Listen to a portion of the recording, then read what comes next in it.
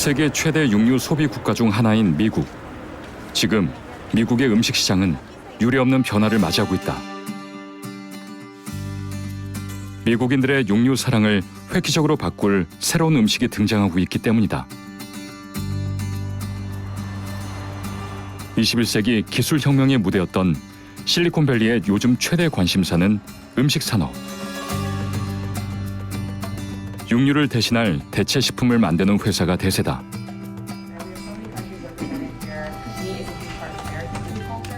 그 중에서도 유독 화제가 되고 있는 것은 지난해 한 식품 벤처기업이 선보인 이 햄버거용 패티다. 겉보기엔 일반적인 소고기 패티와 크게 다를 게 없어 보인다. 하지만 이 패티에는 육류가 전혀 들어있지 않다. 밀, 감자, 코코넛 오일 등 식물성 원료만을 사용해 만들었다는 것이다.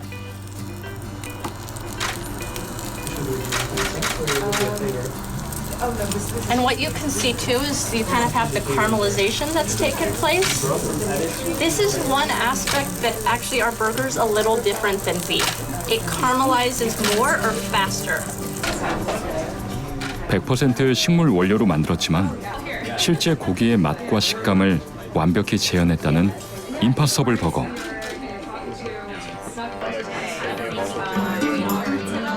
과연 그 맛은 어떨까?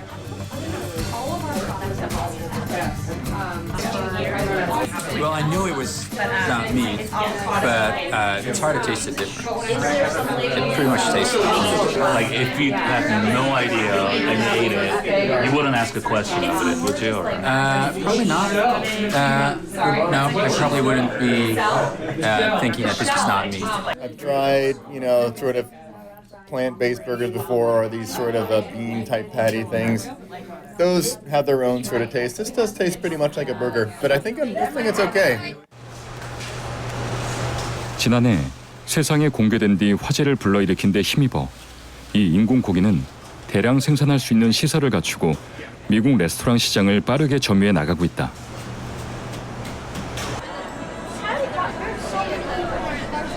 I think it's a very revolutionary product. I feel like this could be the future of food. For us, as a business owner, we feel it's like an alternative protein for vegan and not meat eaters. And it's a really cool product. We really like it. 이미 미국 14개 레스토랑에 식재료로 공급되며 고기 대체 식품으로 입지를 굳히고 있는 임파서블 버거. Looks like meat,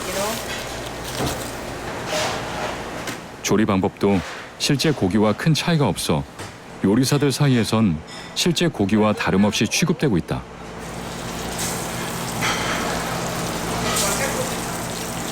It does. It tends to stick. Like when we made bolognese, it was sticking a little to the pan. That's why you see we use a lot of oil to kind of help it not stick to the pan. It sticks a little, but I mean otherwise, we treat it exactly the same. 그렇다면 임파서블 버거는 어떻게 실제 고기 맛을 내는데 성공한 것일까? 인공 고기가 만들어지는 과정은 이렇다. 밀, 감자, 코코넛 오일 등의 재료로 실제 고기와 질감이 비슷한 인조 고기를 만든 뒤 붉은색 수용액을 첨가하는데 이 햄 분자 수용액이 고기 맛을 내는 핵심 요소라는 것이다. 인공 고기 회사의 창립자인 패트릭 브라운. 그는 오랜 연구 끝에 우리가 고기 맛이라고 느끼는 것의 과학적 실체를 찾았다고 한다. 바로 햄 분자다. We need heme for our product. You can't make meat without heme. Heme is the magic ingredient for meat. When people say they love the taste of meat, what they mean essentially is that they love the taste of heme or the taste that heme can produce. 척추동물의 적혈구에는 헤모글로빈이란 색소 단백질이 들어있다. 헤모글로빈은 4개의 햄 분자와 2종류의 아미노산 사슬로 구성되어 있는데 철분을 가진 이 햄 분자가 고기 맛을 내는 핵심 분자라는 것이다. So heme is familiar to most people as the chemical compound that carries oxygen in your blood, makes your blood red. It's what makes meat red and gives it its high iron content. So heme has iron in it. So that was all stuff that has been known for quite a while. What hadn't been known is that heme is pretty much the thing, the molecule that makes meat taste like meat. 그는 이 햄 단백질 또한 동물이 아닌 식물에서 얻고자 노력했다. We needed to be able to produce heme in large quantities, very efficiently and affordably, and with a minimal environmental impact. And we figured out that the best way to do that is to take yeast that are like what you use to make beer. 그리고 마침내 맥주 제조법을 응용하여 식물에서 햄 단백질을 추출, 인공 고기를 대량 생산할 수 있는 길을 열었다.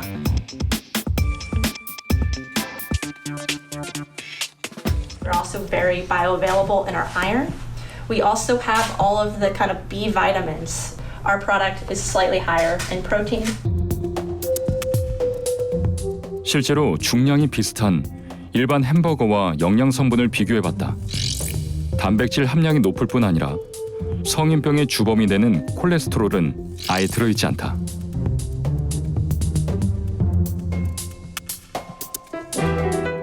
이렇게 맛과 건강, 환경까지 생각한 대체 식품은 임파서블 버거만이 아니다. 실리콘밸리의 식품 벤처 기업들은 닭고기, 달걀, 치즈 등 식물을 원료로 한 육류 대체품을 잇따라 선보이며 음식 산업의 혁신을 주도하고 있다. 이는 기존의 육류 소비 방식에 대한 깊은 반성으로부터 시작됐다. The biggest problem, the biggest threat right now to the global environment is the use of animals as a technology for food production. It's incredibly destructive. 현재 전 세계의 경작지의 70%는 축산업을 지원하고 있다. 농지에서 생산된 곡물 대부분은 사람들의 식탁에 오르지 않는다. 대신 가축 사육장으로 간다. 가축의 사료로 쓰인다는 얘기다. 더구나 축산업은 이미 전 세계의 소형차와 화물차, 비행기와 선박을 모두 합친 것보다 더 많은 온실가스를 배출하고 있다.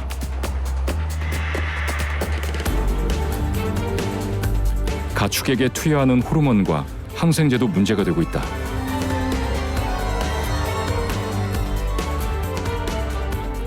Obviously, the original motivation for doing this is to reduce the environmental impact of the food system.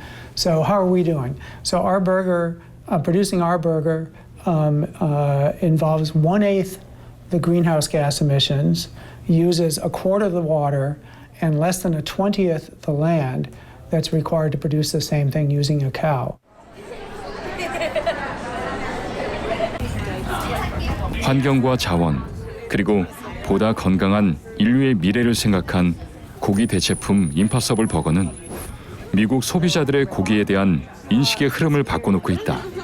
How does it work? Is it heme? Yeah, heme. Yeah.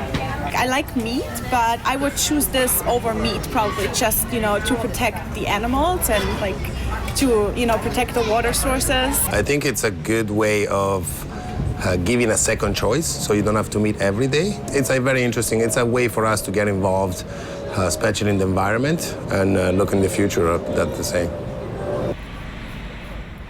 유럽에선 인공 고기를 만들기 위해 더 혁신적인 방법이 시도되기도 했다.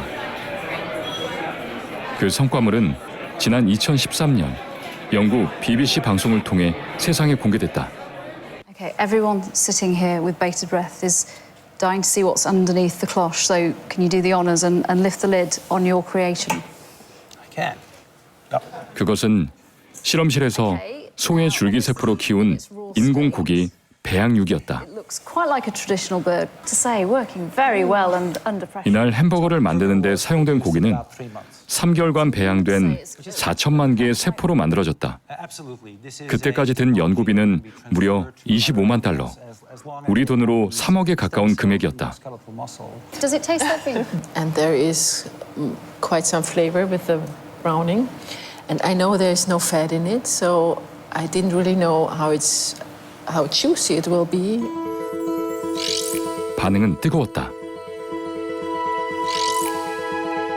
과학자들은 10년 이내에 배양육이 대중화될 것이라는 긍정적인 전망까지 내놓았다.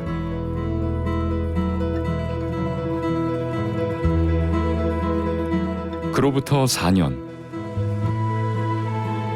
과연 배양육 연구는 그 사이 얼마나 진척을 이뤘을까? 우리는 배양육 개발 회사의 대표를 만났다. Nice to meet you too. Welcome to my house. Thank you. 단 한 번 세상에 공개된 뒤 베일에 쌓여 있는 배양육. 배양육이 고기와 제대로 경쟁하기 위해선 좀 더 추가적인 연구와 시간이 필요하다는 게 그의 설명이다. So the product that we cooked in London was, well, not even lean. It was completely fat-free. There was 0% fat in it. So it was quite dry. It was just muscle fibers, which is the comment that we got, and we knew that we would get that comment. It was also not the point at the time. Today we're working on finishing the product by creating the fat and by creating the myoglobin through tissue engineering. 배양육에 대한 아이디어는 상당히 오래전에 제기됐다. 1932년 영국의 윈스턴 처칠 총리는 50년 후의 세계라는 저서에서 50년 후 우리는 닭의 한 부위만을 기를 수 있는 능력을 가지게 될 것이라고 기술했다. 그로부터 70여 년, 네덜란드 마크 포스트 교수 연구팀이 소의 근육에서 줄기세포를 분리해 근육 조직을 키우는 데 성공한 것이다.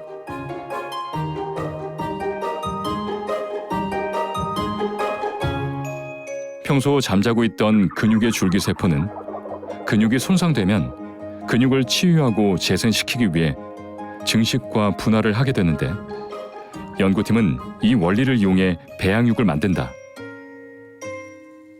And they are there to repair the muscle tissue when it's damaged. So their function is to multiply, and when there is enough of them, to create new muscle tissue. And this is exactly the function that we use.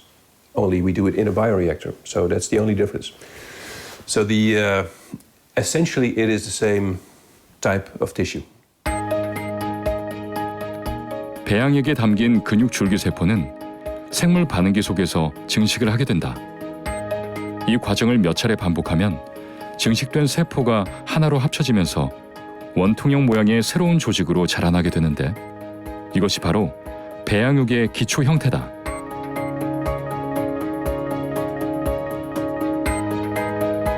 지금도 마크 포스트 교수 연구팀은 맛이나 식감에서 실제 고기와 경쟁할 수 있는 배양육을 선보이기 위해 노력하고 있다.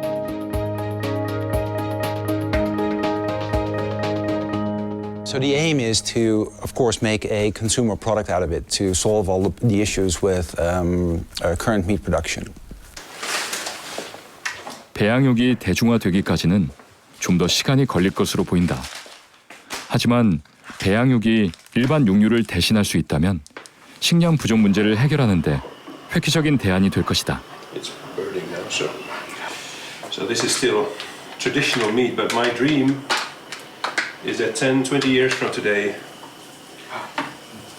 this will be meat made through tissue engineering, cultured meat. And it will be safe, it will be friendly for the environment, and it will have eradicated animal suffering.